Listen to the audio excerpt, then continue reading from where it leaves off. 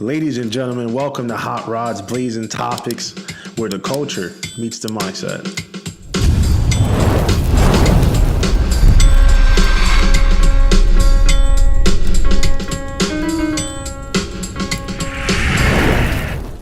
The boy Hot Rod here, back with another one, here with another episode. First of all, I want to say to everyone, happy Thanksgiving, happy Thanksgiving. It's a celebration, right? It's definitely a day of celebration for sure. Before we start, of course, guys, please don't forget to share, like, and subscribe. Tap the notification bell. Definitely engage in the comment section. Share with your people. Share with your damn world. Whoever's around your environment, share the damn video, y'all. Share the video. Let's spread the message. Today, you already know what it is, right? It's a holiday tradition. I just want to talk about today's topic of Thanksgiving. What are you thankful for, right? For those who don't celebrate it, why don't you celebrate it? Why are you ungrateful about Thanksgiving? Maybe there's a lot of trauma, there's a lot of history there, whatever we don't know about. A lot of times we deal with a lot of different type of behaviors when you talk about these type of holidays. You got people who literally are narcissists who would sit there and tell people that they're dealing with people in their family who gives them a lot of problems, or they're dealing with relationship problems that they don't want to share, but they kind of be subliminal about their partner around the table. You got those a lot of times who sit around the table and they got to answer questions as to why they're not married, why they don't have kids, why aren't they finished school, why don't they have a partner, are they going to be miserable, lonely for the rest of their lives, what are their plans, their goals, their aspirations, and yada, yada, yada, yada. Things that a lot of times can be terrifying for some people to answer. So that's what I want to talk about today, right? We're talking about Thanksgiving boundaries, protecting your peace. What does that look like to you, right? When I think about Thanksgiving boundaries and protecting my peace, I always think of who do I need to know that's going to be there when I arrive, right? Who do I know that I do want to kind of avoid because they're going to ask me certain questions that I just do not want to answer, right? I always wonder too as well, what is the conversations going to be like around the table, right? With other family members there, with other friends too as well, if you have close friends who typically would join Thanksgiving and spending time with y'all. What is it that you have? What is the tone that you kind of got to set? For me, it's always important to set that tone before I step foot in the door, because I don't want to come off embarrassing, nor do I want to embarrass someone too as well by having to call them out in front of people for things that literally are very sensitive to me. And a lot of times it comes from your close ones. And of course, I'm not saying it specifically for anybody's family. I love my family. That's not the case at all. But I'm speaking for those out there who may feel that way, who feel as though a lot of times they don't want to engage in conversations with their family or friends around the Thanksgiving table, because a lot of times too, you already have these things going on in your life on a daily basis where you may have your parents who's already pressuring you a lot of times for not doing certain things, or certain things you may have going on in your life right now. And a lot of times, like, you don't want to do them. You do want to do them, right. But it's just not at this moment. And a lot of times, people don't recognize that, right? They don't read the room, right? Especially if you are a family member or a friend who we really don't speak as much, right? I only see you at family functions or certain special events and occasions. I don't think this is the right moment where you should be asking me certain questions that you may not be privy to, that I have to deal with on a week-to-week basis, especially from, my elders, my parents, my aunts and uncles, whatever case, who's already talking in my ear year in and year out. And when you come around and ask those certain questions around the Thanksgiving table, you kind of add fuel to the fire for shit I got to deal with after the damn holiday. So it's like, a lot of times there are people who don't understand that they may have good intentions. They do mean well, right? They want to genuinely know what's going on in your life. But I just feel genuinely, if you're a person who I do not speak to every single day, or you don't call me on a weekly basis, the same thing, vice versa, I think that's a conversation you shouldn't be having at the Thanksgiving table. Maybe that's something you ought to pull me one-on-one to the side, or actually call me in a separate occasion outside of the damn holiday to be like, hey, what's going on with your life, catching up and stuff like that. I think that's more appropriate to do. That's the more appropriate approach. But doing that, though, I just think that's like out of bounds, when you're talking about those boundaries. It's like, because now you put me in a situation where I'm now uncomfortable. I got to answer certain questions I really don't want to answer, or I got to tell you, respectfully, mind your business, right? Or respectfully, I'm not going to answer this question in front of you right now. And I got to put you on the spot and make the whole table awkward because it's like, what the hell is that about? Right. And sometimes people, believe it or not, may be dealing with stuff personally, internally that they're not even going to tell you. There's people that deal with stuff like abortion. I have people, friends who deal with abortions. I got those who's lost childs, you know, weeks before birth. You know what I mean? Like there's those who you never know what they got internally that they're going on with, and you're coming asking sensitive questions around the dinner table that can lead to a trigger. Um, so I think all the time you have to be very mindful of protecting your peace. And if you feel as though that, hey, this is just something I gotta avoid and not go to, then you have to make that decision based on what's best for you. I know when I think about family drama and boundaries, it's for me. It's for some people, it may feel like it's like a survival mode when they're being around you, right? Because a lot of times at Thanksgiving, you're just having a great time. Shit, I know me. I like to watch football. I like to engage in playing games with my family. We interact. We have fun. We turn up. We drink. You know, some people get drunk, whatever, and some people just be like, "Hey, all right, I'm calling the night. I'm done." You know, they tap out, right? Um, but then you have those long distance family members too that are like, you know, part of your extended family that just you don't who don't really come around as much and they don't really know what's going on, and therefore you got to answer these type of questions. And I think like a lot of times you just got to set this boundaries and be like, yo, nah, not today, not this year. Like I'm cool. I'm not gonna go to that motion. And a lot of times you got to wonder too when you are in within that environment how to pretty much handle that, right? How do you handle stuff like that when you're around your family, your friends, a large gathering of maybe 20, 15 to 20 plus people?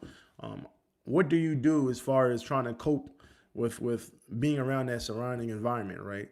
Um, Sometimes people disappear, right? They may, you know, engage in a conversation with this person for maybe a couple of minutes and you kind of know where the conversation is going to lead to. So before it gets to that point, you kind of like you kind of dismiss yourself saying, hey, I gotta go outside. Hey, I go to the bathroom. Oh, hey, hold on. Give me 1 second. We'll catch back up, right?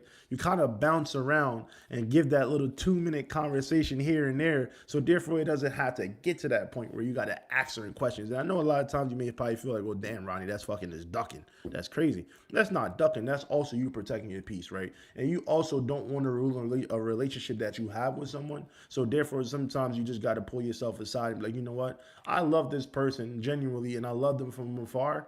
But therefore, I do not want to ruin the relationship that we have. So certain things I'm just going to have to try to avoid because if you say something that's going to trigger me and piss me off, I'm going to have to give you a response that I really don't want to give you. And I love you and I ain't trying to hurt your feelings. So therefore, let's keep this conversation very, very short and brief because in reality, we all know, let's be realistic, outside of this event, we don't really engage and have conversations. If we ain't do it before, we're not going to do it then.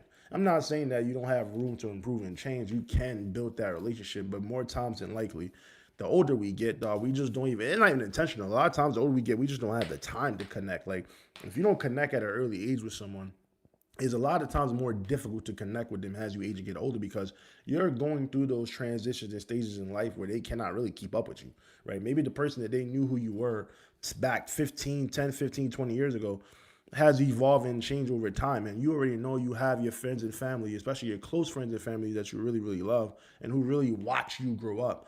They kind of been through those transitions with you so they can kind of understand step for step how to approach you in conversations and what to do and what not to do, right? Because y'all develop and grow that relationship. Y'all have those set boundaries that y'all trusted with each other versus someone who really don't engage with you much, who you don't see as often. They don't know what season you are right now in your life, and they're not going to know how to approach that. So I think that in reality, that's just an organic thing. Like, it's just natural. We just don't, you know, we keep it short and brief. We're here for Thanksgiving, Christmas, New Year's, Easter, whatever holidays you celebrate. And then after all that holiday, we just move on because you have kids and responsibilities. And if you don't have responsibilities, you're busy with work or whatever you got going on in your personal life outside of that function, where you don't pick up the phone as much. I mean, even me, I don't pick up the phone as much as I used to all the time because, dog, day in and day out, life is just going. I got a lot of shit going on. And therefore, sometimes even when I want to speak to someone on the phone, I don't have the time to. I got to get to bed because the next day I got to get up early and do it all over again. So and past that time, keep going forward, it just kind of drifts that relationship apart more and more. And like I said, it's not because you hate or despise someone. It's just because that's just the nature of life. You would have to be willing, honestly, to put in that extra effort. So therefore, you don't have to wait to find out certain things about someone what they got going on a holiday like Thanksgiving. That's for you and that person to decide though. Like, if we're going to establish a true relationship, a genuine relationship here, we have to both be willing to put that effort in. And a lot of times ego and pride gets in the way of that. We don't really go out and speak and be like, hey, let me go initiate the conversation first and see if someone else is going to then follow. That's it. Ego and pride is a killer. It is what it is. But as far as, like I said, being in the home on Thanksgiving, how do you fix those things? There are certain people who literally may go into the bedroom and don't even come out. They'll disappear. They'll give you their greetings. They'll go around the room, greet everyone and speak to them, whatever. And the next thing you know, you see that little, well, I found out some friends call it, I guess it's called the Italian greeting or getaway, whatever. I don't know. They just kind of disappear and leave randomly without telling nobody nothing.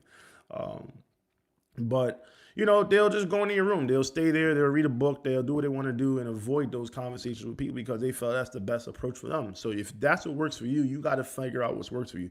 If you're a person who also feels though you don't want to show up at all, hey, that may sound selfish. That may be fucked up to a lot of people. But I feel at the end of the day, that's your right. That's your choice. And you couldn't take that away from you. If you feel as though, hey, to protect your own peace at the end of the day is by me not showing up, you don't owe anybody explanation. Maybe your mama, your pops, whatever your case may be. Maybe they might be the one who's most affected by it because they love, our parents and grandparents love the connection, the family coming together because it's not all the time that they get to see their babies and grandbabies come together and be in a family function, especially as they age and get older, because unfortunately time waits for no one, right? Anybody could go. I'm not saying that, but I'm saying the likelihood is your elders eventually are going to be the ones to go first, and therefore they try to get as much as the family together as much as possible, because they know it's not always every weekend or damn every day they get to see a family member's face. So outside your parents, your grandparents, your aunts, uncles, or whatever, you don't really owe an explanation to nobody. You really don't owe an explanation to anyone. But I'm just saying in general, for me, I would know those are the people that I would probably know that be affected the most, and I would owe the explanation to and be like, hey, I can come around for another family function event, but for just this one, maybe just this year, I know there's going to be a lot of questions that I don't want to answer right now, so I'm just going to have to avoid it. If it means being respectful of that person's home too, because I don't want to say nothing out loud or anything disrespectful because someone's going to send my temper all the way up the roof. So just to protect that peace and not be disrespectful, I'm just going to avoid it all the way around. And that's your right. That's your decision at the end of the day.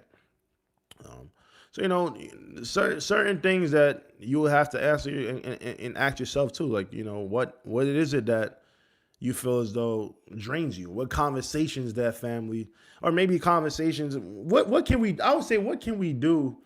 What can we do in the sense of avoiding these things though, right? Because we hear many people experience this year in and year out with families, functions and friends or whatever. And there's no way to solve this issue, right?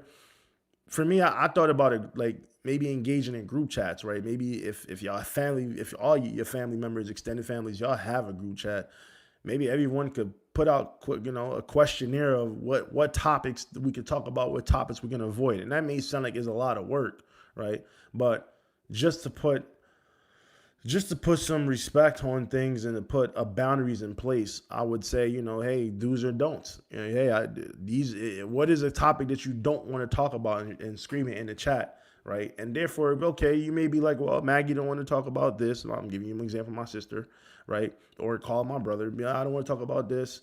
Or my best friend Jay, he might be like, yo, I don't want to talk about this, right? It lets me know that it don't mean I can avoid. I have to avoid every single question. I'm sorry, let me restate that. It doesn't mean that I necessarily need to avoid that one question for everyone, but maybe that question specifically, I would know when I do approach this individual at this event, hey, I remember that Maggie said she doesn't want to talk about this. Or I remember that Carl said he didn't want to talk about this. Or I remember that Jay said he didn't want to talk about this. Maybe I could talk about this instead. Because people got soft spots. There's soft spots. Then maybe you may trigger an emotion out of someone on it unintentionally. You don't even know that, right? You may just generally mean well. Like I said earlier, you may really, really mean well, but you now emotionally triggered something in somebody that they didn't want to talk about. Maybe a trauma that they experienced 2 or 3 years ago, and they're not ready to speak about that conversation then, and you unintentionally bring it up. And now this person may be like, damn, I don't think I want to come to another Thanksgiving event, right? Because I didn't like the feeling of what this Thanksgiving event did. shit, I woke up in a great ass mood, right? And I had my cup of coffee. I ate a little bit of light meal. Then I went and go hang out at my family's house. We played cards, games, bingo, whatever the case may be. And then next thing you know, one question that someone said, it just sparked and triggered a thought in my mind. And next thing you know, now the entire damn day is ruined. And I don't even have the best appetite no more. Shit, I was mad hungry before, but now I don't have that great of an appetite no more because now I'm not thinking about food. I'm thinking about what that question did to me. What did it bring back as far as my memories? What did it trigger? So I think it's very, very, very important to maybe find out, establish something with your family, your friends. Like, what is this? What is something that can work between y'all to be like, yo, what are some do's and don'ts, or what is a way we can communicate when we are around each other that we are very, very mindful and aware of what to say and what not to say.